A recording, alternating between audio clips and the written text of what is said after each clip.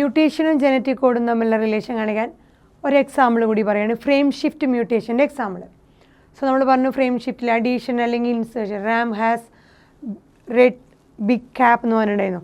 അതിൽ നമ്മൾ പറഞ്ഞിട്ടുണ്ടായിരുന്നു 1 by 1 ആയിട്ട് ഓരോ വേർഡുകൾ എടുത്ത് മാറ്റി, അതുപോലെ 1 by 1 ആയിട്ട് ഓരോന്ന് ഇൻസേർട്ടഡ് ആയിട്ട് നമ്മൾ നോക്കിയിരുന്നു.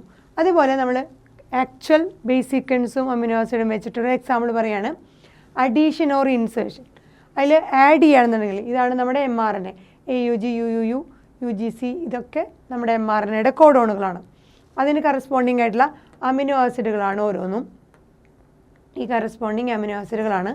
ഇനി ഈ പറഞ്ഞതിൽ ഇൻസേർഷൻ വരികയാണെങ്കിൽ UUU എന്ന് പറഞ്ഞ അവിടെ ഇൻസേർഷൻ വരികയാണെങ്കിൽ UU, ഈ യുവിൻ്റെയും ഈ യുവിൻ്റെയും ഇടയിൽ A എന്ന് പറഞ്ഞ ഒരു ബേസ് ഇൻസേർട്ടഡ് ആവുകയാണെങ്കിൽ, ഇപ്പോൾ UUU എന്ന് പറഞ്ഞപ്പോൾ അത് ഫീനൈൽ അലനിനായിരുന്നു.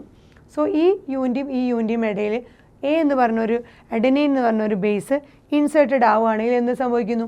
ഇതങ്ങനെ തന്നെ AUG മെത്തിയോണൈൻ UUU എന്ന് പകരം UUA ആയിട്ട് മാറുന്നു. UUA ആയിട്ട് മാറുന്നു. അപ്പോൾ എന്താണ്? ആ UUU ഫീനൈൽ അലനിനായിരുന്നു. ഒരു ബേസ് ആഡ് ചെയ്തപ്പോൾ അതെന്തായി മാറി? ലൂസിൻ എന്ന് പറഞ്ഞ ഒരു അമിനോ ആസിഡായിട്ട് മാറി.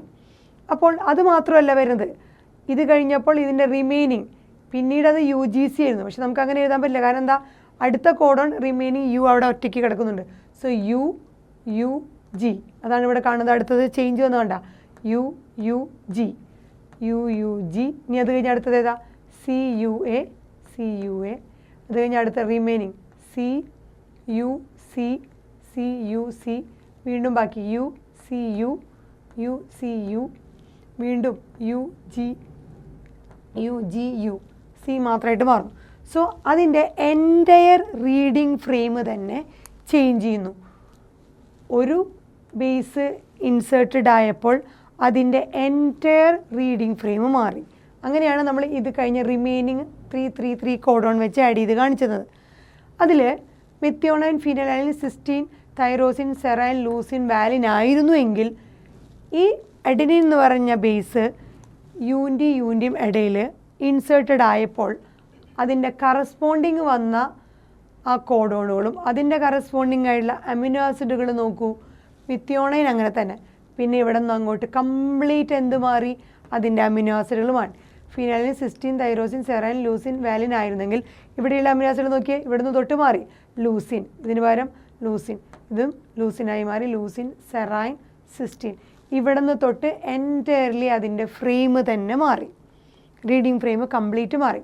അതേപോലെ ഡിലീഷനാണ് സംഭവിക്കുകയെന്നുണ്ടെങ്കിൽ ഇതാണ് അതിൻ്റെ നോർമൽ mRNA ബേസ് സീക്വൻസുകൾ, അതിൻ്റെ കറസ്പോണ്ടിങ് അമിനോ ആസിഡ് സീക്വൻസുകൾ. ഇവിടെ UGG എന്ന് പറഞ്ഞതിൽ ഈ G ഡിലീറ്റഡ് ആവുകയാണ് നിൽക്കുക.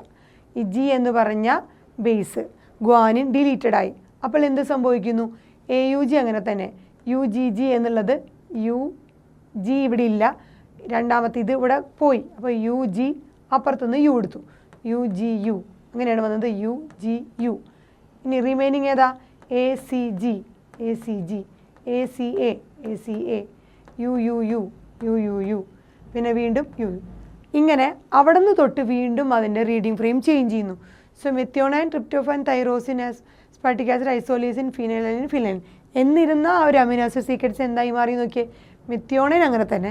ഇവിടെ നിന്ന് തൊട്ട് ഈ G മാറി UGU എന്നായിപ്പോൾ എന്തായി? സിസ്റ്റീൻ. ഇവിടെ നിന്ന് തൊട്ട് കംപ്ലീറ്റ് മാറി. സോ സിസ്റ്റീൻ, ട്രിപ്റ്റോഫാൻ, തൈറോസിൻ, അതുപോലെ ഫിനൈലൈൻ, ഇവിടെ നിന്ന് തൊട്ട് മാറി. സോ ഈ ആദ്യം പറഞ്ഞ അമിനോ ആസിഡുകളും രണ്ടാമത് മ്യൂട്ടേഷൻ കഴിഞ്ഞ് വന്നപ്പോൾ അമിനോ ആസിഡുകളും ഇവിടെയും ഈ രണ്ടും ഒരു ബേസ് സീക്വൻസ് ഇൻസേർട്ടഡ് ആകുമ്പോഴോ അല്ലെങ്കിൽ ബേസ് സീക്വൻസ് ഡിലീറ്റഡ് ആകുമ്പോഴോ ചെയ്യുന്ന ഈ രണ്ട് അമിനോ ആസിഡ് സീക്വൻസുകളിലും ചേഞ്ച് ഇൻ റീഡിംഗ് ഫ്രെയിം. എവിടെ നിന്ന് തൊട്ടാണോ ആ ബേസ് ഇൻസേർട്ടഡ് ആയേ, എവിടെ നിന്ന് തൊട്ടാണോ ആ ബേസ് ഡിലീറ്റഡ് ആയേ, അപ്പോൾ എന്ത് സംഭവിക്കുന്നു? അവിടെ നിന്ന് തൊട്ടുള്ള റീഡിംഗ് ഫ്രെയിം എൻറ്റയർലി ചേഞ്ച് ആവുകയാണ് ചെയ്യുന്നത്. മൊത്തത്തിൽ അമിനോ ആസിഡ് സീക്വൻസുകൾ മാറുന്നു. അപ്പോൾ എന്ത് സംഭവിക്കുന്നു? അതിൻ്റെ പ്രോട്ടീൻ മാറുന്നു. അപ്പോൾ എന്ത് സംഭവിക്കുന്നു? അതിൻ്റെ ഫീനോടൈപ്പിൽ മാറ്റം വരുന്നു. സോ അതാണ് ഫ്രെയിം ഷിഫ്റ്റ് മ്യൂട്ടേഷൻ. അഡീഷൻ വഴിയോ ഡിലീഷൻ വഴിയോ, ഇൻസേർഷൻ വഴിയോ ഡിലീഷൻ വഴിയോ. ഇനി ഇതേ കേസിൽ ഇപ്പോൾ നമ്മൾ പറഞ്ഞു 3 അതിലധികമോ മൾട്ടിപ്പിൾ കോഡോണുകൾ ഇൻസേർട്ടഡോ ഡിലീറ്റഡോ ആവുകയാണ് നിൽക്കുക. ഫോർ എക്സാമ്പിൾ ഈ പറഞ്ഞത് മൊത്തം എടുത്ത് മാറ്റി ഇങ്ങനെ കംപ്ലീറ്റ് ഡിലീറ്റഡ് ആയി നിൽക്കുക. ഒരു ബേസ് മൊത്തം കംപ്ലീറ്റ് ഡിലീറ്റഡ് ആയി കഴിഞ്ഞാൽ പിന്നെ അതിൻ്റെ ഇതിൽ വലിയ വ്യത്യാസമൊന്നുമില്ല. എങ്ങനെയാണോ ഇരുന്നിരുന്നത് ഇത് മാറ്റിക്കഴിഞ്ഞാൽ ഇതിന് കറസ്പോണ്ടിങ് ആയിട്ടുള്ള ട്രിപ്റ്റോഫാൻ മാറും എന്ന് മാത്രമേ ഉള്ളൂ അല്ലേ. ബാക്കിയുള്ള റീഡിങ് ഫ്രെയിമൊക്കെ അങ്ങനെ തന്നെ ഇരിക്കും.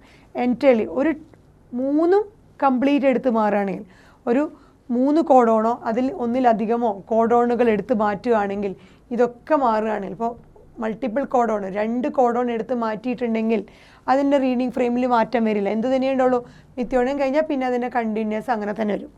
ഒരുപാട് എൻറ്റയർലി ഡിഫറൻസ് ഒന്നിലധികം മൾട്ടിപ്പിൾ കോഡോണുകളിൽ ചേഞ്ച് വരികയാണെങ്കിൽ സംഭവിക്കുന്നതല്ല.